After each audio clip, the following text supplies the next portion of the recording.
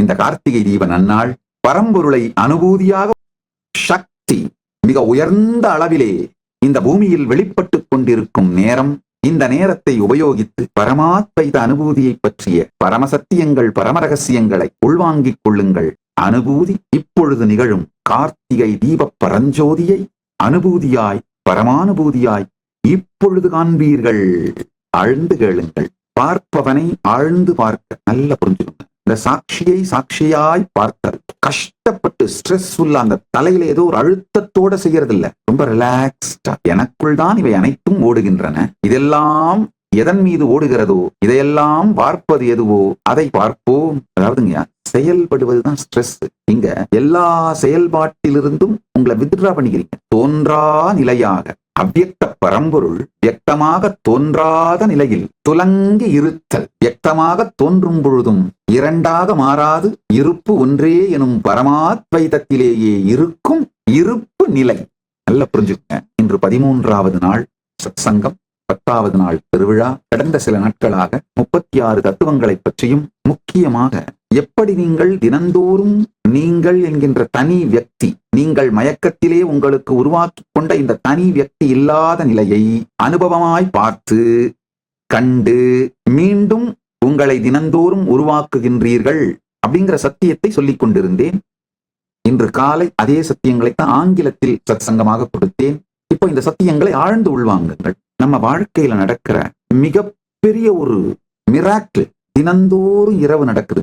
எந்த ஐடென்டிட்டி இல்லாம வாழ முடியாதுன்னு நீங்க ஆழமா நம்புறீங்களோ, எந்த ஐடென்டிட்டியை காப்பாத்துறதுக்காக சகலவிதமான போராட்டங்களையும் செய்கிறீர்களோ, அந்த ஐடென்டிட்டிய வாலண்டியரா காணாம போக வச்சிடுறீங்க. வாலண்டியரா அந்த ஐடென்டிட்டிய தற்கொலை பண்ண வச்சிடுறீங்க. தினந்தோறும் இரவு வாலண்டியரா அந்த ஐடென்டிட்டியை விட்டுறீங்க. காரணம் என்னன்னா, திரும்ப உங்களால பில்ட் பண்ண முடியுங்கிற தைரியத்தினால் தினந்தோறும் ராத்திரி அந்த ஐடென்டிட்டியை கரைச்சிடுறீங்க. வாலண்டரி சூசைட் பண்ணிடுறீங்க.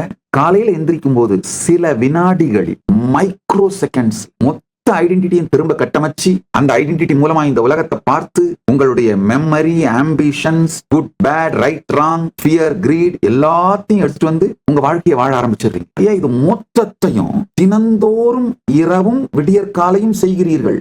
எவ்வளவு பெரிய மிராக்கிள். ஆனா கொடுமை என்னன்னா, இந்த மிராக்கிளை நம்ம கண்டுக்காமலே இருக்கும். இவ்வளவு பெரிய விஷயம் தினந்தோறும் உங்க வாழ்க்கையில நடக்குதுன்னு கண்டுக்காமலே இருக்கீங்க.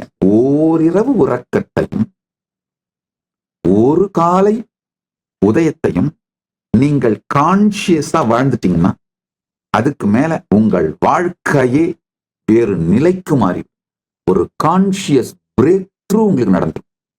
ஆழ்ந்து புரிந்து கொள். சற்றே பாருங்கள். பெருமான் 2 முறை பெருவெளி பரஞ்சோதியாக வெளிப்படுகின்றார். முதல் முறை இந்த பிரபஞ்சத்தை சிருஷ்டி செய்யும் பொழுது அவ்யக்தத்திலிருந்து வியக்தமாக வெளிப்படுவது, அதுதான் காலையிலே காட்டப்பட்ட பரணி தீபம். இன்னொரு முறை பிரம்மா விஷ்ணுவிற்கு அடிமுடி காட்டாத அற்பெருஞ்சோதியா நின்னார். அது சிவராத்திரியின் போது நிகழ்ந்தது. ஆனா ரெண்டுமே நிகழ்ந்த இருப்பு திருவண்ணாமலை. காரணம் என்னன்னா, அவர் உருவான உடனே முதல்ல வெளிப்பட்டது திருவண்ணாமலை தான். பிறகு அடிமுடி காணாத அற்பெருஞ்சோதியாக வெளிப்பட்டு பிரம்ம விஷ்ணுக்களை அடிமுடியை தேடச் சொன்னதும் திருவண்ணாமலை தலத்தில் தான்.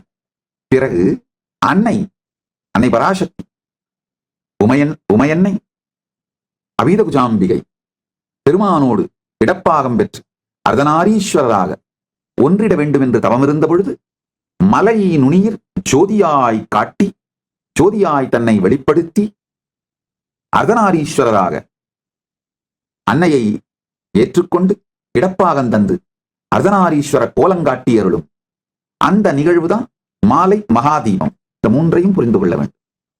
அவ்யக்தம் வியக்தமாக வெளிப்படுதல் காலையில் நடந்த பரணி தீபம்.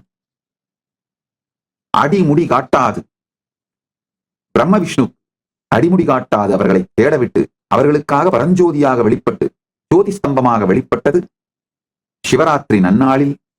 பிறகு தாயாருக்கு மலை உச்சியில் பரஞ்சோதியாய் வெளிப்பட்டு இடப்பாகம் தந்து அர்த்தநாரீஸ்வரர் ஆக்கிக் கொண்டு அர்த்தநாரீஸ்வர கோலத்தில் நம் எல்லோருக்கும் அருள் செய்யும் அந்த திருவிளையாடல் செய்தருளியது மாலை மகாதீபமாக காட்டப்படுகின்றது. ஆழ்ந்து புரிந்து கொள்ளுங்கள். நம்ம எல்லாருக்கும், இந்த மொத்த பிரபஞ்சத்திற்கும் புருஷன் ஒருவன் தான். அது பரமசிவ பரம்பொருள் தான். நாம எல்லோருமே பிரகிருதியில் வெளிப்பாடுகள். நாம எல்லோருமே தாயாரின் பாகம்தான், உமையன்னையின் பாகம்தான், உண்ணாமுலையாளின் அபீத குஜாம்பிகை அன்னையின் பாகம்தான். தாயாருக்கு மட்டுமல்ல, நம்ம எல்லோருக்கும் புருஷன் ஒருவர் தான், பதி ஒருவனே.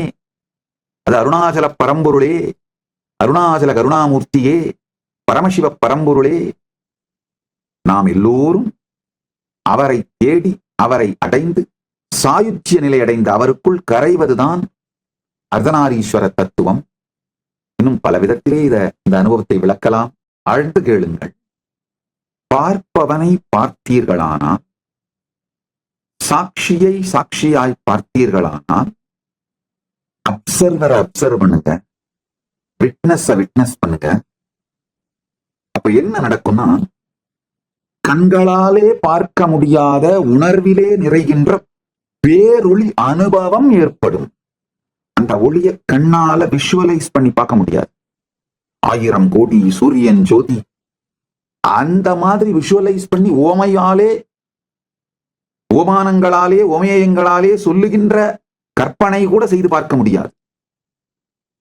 இந்த அருணாச்சலம் அப்படிங்கிற வார்த்தையே 1000 கோடி சூரியன் ஜோதிங்கிற வார்த்தை தான் அருணாச்சலம். அதாவது சூரியன்களாலேயே ஆன மலை. ஒவ்வொரு துகளும் ஒரு சூரியன், ஒவ்வொரு அணுவும் ஒரு சூரியன்னா அந்த மலை எத்தனை கோடி சூரியன் புரிஞ்சுக்கோங்க. சூரியன்களால் ஆன மலை. காரணம் என்னன்னா, ஏன் இந்த மாதிரி வர்ணிக்கப்படுறாருன்னா, வர்ணிக்க முடியாததுன்னு சொல்ல முடியாததுனால, வர்ணிக்க முடியாததுன்னு சொல்ல முடியாது இல்லையா, அதனால ஏதோ ஒரு வர்ணனை, வர்ணிக்க முடியாது அப்படிங்கிற பொருள் வருகின்ற வர்ணனையாவது கொடுத்தாக வேண்டுமே அப்படிங்கிறதான் அண்ட முடியாத மலை. அண்ணாமலை, அண்ணாமலை. உடலால் மட்டுமல்ல, மனதால் மட்டுமல்ல, வார்த்தைகளால் மட்டுமல்ல, எந்த உணர்வாலும் அண்ட முடியாத அண்ணாமலை. 1000 கோடி சூரியன் ஜோதி. பார்ப்பவனை பார்த்தீர்களானால், அப்சர்வரை அப்சர்வ் பண்ணீங்கன்னா, விட்னஸ் பண்ணீங்கன்னா, உங்களுக்குள்ள அந்த கண்களால் காண முடியாத, கற்பனையில் நினைக்க முடியாத பரஞ்சோதி பேரொளி அனுபவம் தெரியும். அந்த பரஞ்சோதியே கார்த்திகை தீபம், அந்த பரஞ்சோதியே பரமசிவ பரம்பொருள், அந்த பரஞ்சோதியே அர்த்தநாரீஸ்வர அனுபூதி. இப்ப நிறைய கேள்விகள் வரும். கேள்விகள் வந்தாதான் கேட்கறீங்கன்னு அர்த்தம், இல்லைன்னா எங்கேயோ போயிட்டீங்க. அந்த கேள்விகளுக்கெல்லாம் ஆஸ் நித்யானந்த ஏஐல போய் உட்கார்ந்து ஒன்னொன்னா கேளுங்க. எல்லாபரேட்டா ஏஐ பதில் சொல்லும். உங்கள் எல்லா பிரச்சனைகளுக்கும் தீர்வுகளை பெற பகவான் நித்யானந்தரை கேளுங்கள். Ask Nithyananda AI.